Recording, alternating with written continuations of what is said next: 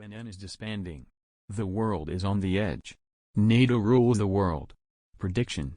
On August 1, 2022, NATO Secretary General Jens Stoltenberg said that due to the inability of the UN to effectively carry out peacekeeping operations, its security functions are transferred to the North Atlantic Alliance as the leading, legitimate and most effective military-political alliance of the 21st century.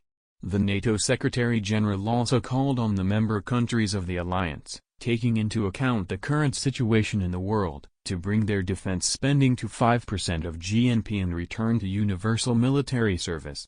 Russia and China refuse to recognize the legitimacy of NATO as a peacekeeping organization, much less to participate in NATO-led operations.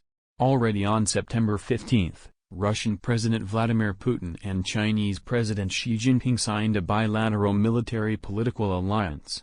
At the end of 2022, in accordance with the still valid UN Charter, the next elections of the Secretary General were to be held. But under the circumstances, no one thought about these elections, and the relevant procedures were disrupted.